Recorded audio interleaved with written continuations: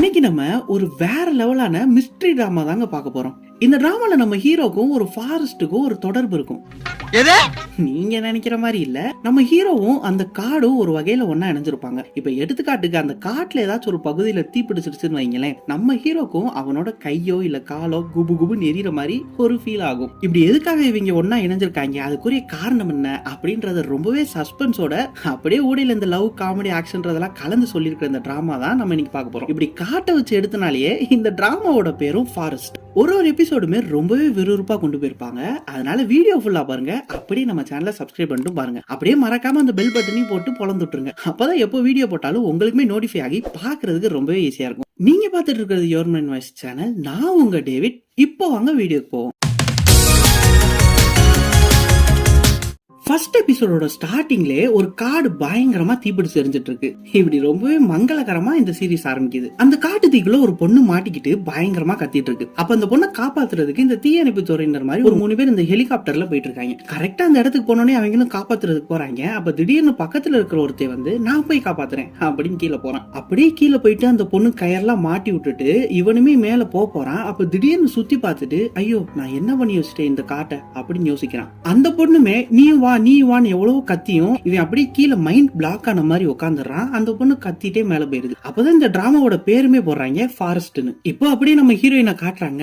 அப்படியே மேனா முடிக்கிட்டு மேக்கப் எல்லாம் போட்டுட்டு ரெடி ஆயிட்டு இருக்கு. நம்ம ஹீரோயின் ஒரு டாக்டர், அதனால பேஷண்ட்டை பாக்குறதுக்கு உன்னால முடியும் கமான் அப்படின்னு அவளை மோட்டிவேட் பண்ணிக்கிட்டு வேலை கிளம்புறான். இப்போ நம்ம ஹீரோவை காட்டுறாங்க பிலிப்பைன்ஸ்ல ஒரு டீல் பேசுறதுக்காண்டி போறான். நம்ம ஹீரோ இந்த வாரிசு பட விஜய் அண்ணே மாதிரி ஒரு பயங்கரமான பிசினஸ் மேனுங்க. அங்க இருக்கிற ஃபாரினர்ஸ் எல்லாம் நீங்க எங்க கம்பெனில இன்வெஸ்ட் பண்ணுங்க, உங்களுக்கு உண்மையே நல்ல ப்ராஃபிட் இருக்கும் அப்படி இப்படின்னு அவங்கள பிரெயின் வாஷ் பண்ணிட்டு அவங்க கம்பெனில இன்வெஸ்ட் பண்ண வைக்கிறான். அவங்களுமே உங்க கம்பெனில இப்ப நிறைய ப்ராப்ளம் போயிட்டு இருக்கே, நாங்க இன்வெஸ்ட் பண்ணலாமா அப்படின்னு கேட்க நம்ம ஹீரோ ரொம்பவே தன்னம்பிக்கையோட நீங்க நம்பி பண்ணுங்க, அதெல்லாம் ஏன் கண்ட்ரோல்ல தான் இருக்கு அப்படின்னு சொல்லிடுறான். அப்படியே ஒரு வழியா அந்த டீல் முடிய போறப்ப நம்ம ஹீரோக்கு திடீர்னு இந்த காட்டுல எல்லாம் வின்டர் சீசன் வந்தா எங்க பார்த்தாலும் பனியா இருக்கும் பாத்தீங்களா, அந்த மாதிரி ஒரு விஷுவல் நம்ம ஹீரோக்கு வருது. அப்படியே அந்த விஷுவல்ஸ் எல்லாம் வந்தோடனே இந்த எண்ணெய் சட்டிக்குள்ள கையை விட்ட மாதிரி அவன் கை பயங்கரமா கொதிக்க ஆரம்பிக்கிறது. கை தீப்பிடிச்சு எறிகிற மாதிரி அவனுக்கு தெரியுது. அப்படியே சுத்தி இருக்கிறவங்க என்னாச்சுன்னு கேட்க இவன் கை எரியுது சொல்றான். அவங்களுக்கு எல்லாம் ஒண்ணுமே கையில தெரியல. அப்படியே நம்ம ஹீரோ கீழே படுத்து பயங்கரமா கத்த ஆரம்பிச்சிடறான். இப்ப அப்படியே நம்ம ஹீரோயினை காட்டுறாங்க. காஃபி ஆர்டர் பண்ணிட்டு வெயிட் பண்ணிக்கிட்டு இருக்கா. இவ ஆர்டர் பண்ண காஃபி வந்துருது. இந்தாங்க மேடம் நீங்க கேட்ட அமெரிக்கானோ காஃபி அப்படின்னு வச்சுட்டு போயிடுறாங்க. நம்ம ஹீரோ அந்த காஃபி எடுக்கிறதுக்கு முன்னாடி அங்கிட்டு இருந்து ஒருத்தன் திடீர்னு வந்து அந்த காஃபி எடுத்துட்டு போயிடறான். நம்ம ஹீரோ யாரா ஏன் காஃபி எடுத்துட்டு போனது அப்படின்னு அங்க போய் பார்த்தா அந்த காஃபி ஆட்டைய போட்டு போனது நம்ம ஹீரோ தான். அப்படியே சூரிய ஒளி படுற மாதிரி நின்னுட்டு அந்த காஃபியை கையில வச்சுட்டு அங்கிட்டு இங்கிட்ட ஆட்டிட்டு இருக்கான். உடனே நம்ம ஹீரோயின் போய் ஹலோ மிஸ்டர் நீ கையில் வச்சிருக்கிறது ஏன் காஃபி ஒழுங்கா கொடு அப்படின்னு கேட்க நம்ம ஹீரோ உடனே பாவமா திரும்பி பார்த்து என்கிட்ட இப்ப உங்கள்கிட்ட கொடுக்க சுத்தமா காசு இல்ல, ஆனா எனக்கு இருக்கிற நிலைமைக்கு இந்த காஃபி இப்ப கண்டிப்பா வேணும் அப்படின்னு சொல்லிட்டு ரொம்பவே பாவமா பாக்குறான். உடனே நம்ம ஹீரோயினும் அவனை மேலையும் கீழையும் பாக்குறா. நம்ம ஹீரோயினோட பேரு ஜங்யாங். உடனே நம்ம ஜங்யாங் அவனை மேலையும் கீழையும் பாக்குறா. யாராவே ஒரு மார்க்கமா இருக்கான், ஒரு கால செப்பல் போட்டு இன்னொரு கால சூ போட்டிருக்கேன் அப்படின்னு பார்த்துட்டு சரி நீ இதான் என்னோட டெஸ்க் அட்ரஸ், நீ அப்புறமா வந்து என் டேபிள்ல இந்த காசை வச்சிரு, என்னால இது உனக்கு ஃப்ரீயாலாம் கொடுக்க முடியாது அப்படின்னு சொல்லிடுறான். இப்படி சொல்லிட்டு கிளம்புறப்பே அங்கிட்ட இருந்து ஒரு 4 பேர் பரபரப்பா ஓடி வந்து டாக்டர்ஸ் எல்லாம் வந்து இவன் அப்படியே சார் நீங்க எதுக்கு இங்க வந்தீங்க அப்படின்னு கூப்பிட்டு போறாங்க. உடனே நம்ம ஹீரோயின் இவர் யார் ஓம் பேஷண்டா அப்படின்னு கேட்க பேஷண்டா அதெல்லாம் இல்லமா இவர் ட்ரீட்மெண்ட்ல தான் இருக்காரு, நம்ம ஹாஸ்பிட்டல்ல இருக்கிற மேலதிகாரிகள் தான் இவர் எக்ஸ்ட்ரா கேர் போட்டு பாத்துக்க சொன்னாங்க அப்படின்னு சொல்றான். உடனே நம்ம ஹீரோ மறுபடியும் என்னை தொடாதீங்க ரொம்ப கோவப்படுறான். அப்ப திடீர்னு அவனுக்கு அந்த கை எரியிற மாதிரி ஃபீல் மறுபடியும் வந்தது. உடனே என் கை இப்படி பத்தி எரியுது, யாராச்சும் தண்ணி கொண்டு வாங்க அப்படின்னு பயங்கரமா கத்துறான். இப்ப அப்படியே அவனுக்கு ட்ரீட்மெண்ட் பார்த்துட்டு இருக்காங்க. அந்த ட்ரீட்மெண்ட் பாக்குற டாக்டர் நம்ம ஹீரோட்ட நான் உங்களை ஃபுல்லா செக் பண்ணிட்டேன், எல்லா இடத்துலயுமே பார்த்துட்டேன், ஆனா ஒரு மிஸ்டேக் கூட கிடையாது, நீங்க கம்ப்ளீட்லி நார்மல் அப்படின்னு சொல்லிடுறாப்ல. அது கூடவே நான் உங்கள்கிட்ட போன வாட்டி சொன்னேன் நீங்க ஒரு நல்ல சைக்காலஜிஸ்டா பாருங்க, எல்லா விஷயத்துக்குமே மருந்து தான் குணப்படுத்தணும் இல்ல, இது மனசு சம்பந்தப்பட்ட விஷயமா கூட இருக்கலாம் அப்படின்னு சொல்றாரு. உடனே நம்ம ஹீரோ அதெல்லாம் எனக்கு தேவையில்லை, இன்னும் நீங்க என் நரம்புல செக் பண்ணல, கண்டிப்பா அங்கதான் ப்ராப்ளம் இருக்கு, நான் ஒரு நல்ல நியூராலஜிஸ்ட போய் பாக்குறேன் அப்படின்னு சொல்லிட்டு எந்திரிச்சு போறான். உடனே நம்ம ஹீரோவோட பிஏவும் வந்து சார் நீங்க கொஞ்சம் ரெஸ்ட் எடுங்களேன், கொஞ்சம் ரெஸ்ட் எடுத்து தான் போவோமே அப்படின்னு சொல்ல அதுக்கு நம்ம ஹீரோ சரி நான் ரெஸ்ட் எடுக்கிறேன், அப்ப நீ ஹாஸ்பிட்டல் பில்ல நீ கட்டிடுறியா, என்னோட ஒவ்வொரு நாள் சம்பளமும் இப்படியே போயிரும் போல அப்படின்னு சொல்லிட்டு அங்க இருந்து கிளம்பிடுறான். நேரா நம்ம ஹீரோட ஆபீஸ காட்டுறாங்க. அங்க எல்லாருமே இந்த சட்டசபையில இருக்கிற மாதிரி ரொம்பவே சத்தம் போட்டு சுத்திக்கிட்டு இருக்காங்க. நம்ம ஹீரோ தான் இந்த கம்பெனியோட புது சிஇஓ வரப்போறாரு போல, அதனால அங்க இருக்கிற யாருக்குமே இந்த விஷயம் சுத்தமா பிடிக்கல. அதுக்காண்டி அப்படி இப்படின்னு கத்திக்கிட்டு இருக்கிறப்ப நம்ம ஹீரோ உள்ள வரான். உள்ள வந்தானே எல்லாருமே அமைதியாடுறாங்க. அப்போ ஒரு ஆளு ஒரு கேள்வி கேட்கறாங்க. நீ எல்லாம் சிஇஓவா? ஃபர்ஸ்ட் நாங்க இன்வெஸ்ட் பண்ண பணத்தெல்லாம் ஒழுங்கா திருப்பி கொடுத்துரு அப்படி இப்படின்னு கேட்கறாங்க. உடனே நம்ம ஹீரோ நம்ம கம்பெனியோட ஒரு வருஷ வேல்யூ $284 மில்லியன். ஆனா போன வருஷம் வெறும் $150 மில்லியன் மட்டும் தான் வந்திருக்கு. அதை நான் என்னன்னு போய் நானே ஆராய்ச்சி பண்ணேன். நம்ம ஹீரோ எதா இருந்தாலும் அப்படி இறங்கி வேலை செய்வாருங்க. இந்த சின்ன சின்ன வேலையை அடிமட்ட வேலையா இருந்தா கூட அவர் கண்ணால போய் பார்த்துதான் நம்புவாப்ல. உதாரணத்துக்கு உங்களுக்கு ஒரு நாளைக்கு எத்தனை பாக்ஸ் வரப்போகுதுன்றத முதற்கொண்டு இவர் தான் போய் கணக்கு பண்ணி எல்லா இடத்துக்கும் டெலிவர் பண்ணுவாப்ல. அப்படி பண்ணனாலதான் இன்னைக்கு இவருக்கு இவ்வளவு வேல்யூ வருதுன்றதே தெரிஞ்சிருக்கு. இதெல்லாம் அவங்க கிட்ட சொல்லி அப்படி நான் உங்களுக்கு சிஓ வந்தா இதோட உங்களுக்கு நிறைய ப்ராஃபிட் நான் வாங்கி தருவேன். நம்ம கம்பெனி நம்பி நீங்க இன்வெஸ்ட் பண்ணலாம். பல கோடி ப்ராஃபிட் உங்களுக்கு கிடைக்கும். இதுக்கு உங்களுக்கு சம்பந்தம்னா இங்கேயே இருங்க. இல்ல விருப்பம் இல்ல நீங்க ரிஸ்க் தான் எடுக்கணும்னா வெளியே போங்க அப்படின்னு ரொம்பவே மோட்டிவேஷனால பேசிடுறாப்ல. உடனே அங்க இருக்கிறவங்களும் சரி ஒத்துக்கிறோம் அப்படின்னு சொல்லிட்டு அங்கேயே உட்காந்துறாங்க. இப்ப அப்படியே நம்ம ஹீரோயினை காட்டுறாங்க. லிப்ட்ல போயிட்டு இருக்கா. இப்படி லிப்ட்ல போறப்ப இன்னும் 2 பேரும் கூட ஜாயின் ஆக்கிறாங்க. உள்ள வந்தானே என்னமா ஜங்யாங் சஜ்ஜன்லாம் ஆயிட்டு போல அப்படின்னு ரொம்ப நக்கலா கேக்குறான். உடனே நீ என்னமா இவ்வளவு ஒல்லியா இருக்க? நம்ம ஹாஸ்பிட்டல் எவ்வளவு பேர் அழகா இருக்காங்க பாத்தீங்களா? அது மட்டும் இல்லாம இங்க எல்லாருமே என் பின்னாடி சுத்திக்கிட்டு இருக்காங்க. நீ ஒரு ஆள் தான் பாக்கி அப்படி இப்படின்னு பேசுறான். ஆனா இவங்க 2 பேருமே லவர்ஸ். வெளியே காட்டிக்க மாட்டாங்க.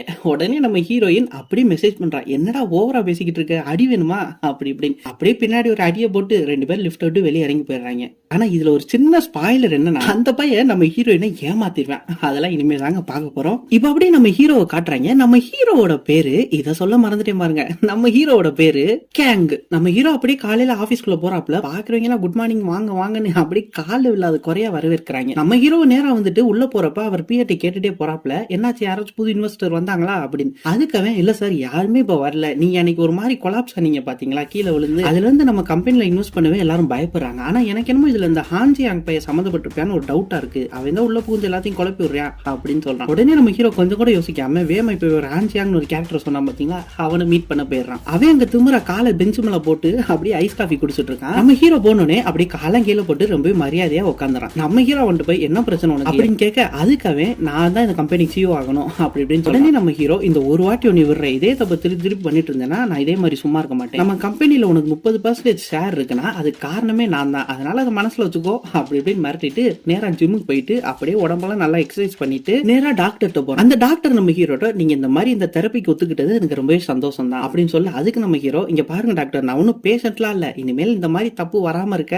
அது என் கம்பெனியை பாதிக்காம இருக்கிறதுக்காண்டி தான் நான் உங்ககிட்ட வந்தேன் அப்படின்னு சொல்றான். சரி இப்போ உங்களுக்கு 10 வயசுக்கு முன்னாடி நடந்த எதுவுமே ஞாபகம் இல்லைன்னு சொன்னீங்கல்ல அதை நம்ம இப்ப ஞாபகப்படுத்தி பார்ப்போம். உங்க பாட்டி சொன்ன கதையெல்லாம் விட்டுட்டு உண்மையிலே என்ன நடந்துச்சுன்னு இப்ப நீங்க பார்க்க போறீங்க. கண்ணு மூடுங்க அப்படின்னு சொல்றான். நம்ம ஹீரோ கண்ணு மூடி படுக்க நம்ம டாக்டர் உங்களுக்கு இப்ப என்ன தெரியுது 10 வயசு அப்படின்னு ஹிப்னோடைஸ் பண்ற மாதிரி கேட்கறான். நம்ம ஹீரோ ரொம்ப ஆழமா யோசித்து பாக்குறான். அப்ப அவனுக்கு 10 வயசுக்கு முன்னாடி என்ன நடந்துச்சு ஞாபகம் வரல. திடீர்னு குப்புன்னு தீ எறிகிற மாதிரி ஒரு ஃபீல் தான் நம்ம ஹீரோக்கு வருது. உடனே அவன் கண்ணு முழிச்சோடனே நம்ம டாக்டர் என்னாச்சுன்னு கேட்க இல்ல ஒண்ணும் இல்ல எனக்கு ஒரு மாதிரி தீ வர மாதிரி தான் இருந்துச்சு அப்படின்னு நம்ம ஹீரோ சொல்லிடுறான். அப்படியே நேரம் அந்த ஹாஸ்பிட்டல்ல கீழே போய் காஃபி ஷாப்ல வெயிட் பண்ணிக்கிட்டு இருக்கான். அது எந்த காஃபி ஷாப்லாம் ஃபர்ஸ்ட் சீன்ல நம்ம ஹீரோ ஹீரோயினும் பார்த்தாங்க பாருங்க அதே காஃபி ஷாப் தான். அங்க போயிட்டு நம்ம ஹீரோ அதே அமெரிக்கானோ காஃபி ஆர்டர் பண்ண கரெக்டா அந்த ஆர்டர் வரப்ப நம்ம ஹீரோயினும் வந்துடுறா. நீயா இனி உனக்கு அடையாளம் தெரியுதா அப்படின்னு கேட்க நம்ம ஹீரோ யார் நீ அப்படின்னு சொல்லிட்டு போயிடுறான். உடனே நம்ம ஹீரோயின் யார் நானா அப்படின்னு சொல்லிட்டு பக்கத்துல அந்த காஃபி ஷாப்ல வேலை பார்க்குற பொண்ணுட்ட இங்க பாருங்க யாருன்னு உங்களுக்கு தெரியுதா அப்படின்னு கேட்க அந்த பொண்ணுமே தெரியுது அன்னைக்கு இவர் உங்ககிட்ட இருந்து காஃபி வாங்கிட்டு காசு கொடுக்காம போயிட்டார்ல அவர் தானே அப்படின்னு போட்டு கொடுத்து. உடனே நம்ம ஹீரோ என்னது என்ன சொல்றீங்க எனக்கு ஒண்ணுமே ஞாபகம் இல்லையே அப்படின்னு சொல்ல உடனே நம்ம ஹீரோ அவன் கையில வச்சிருந்த காஃபியை வாங்கிட்டு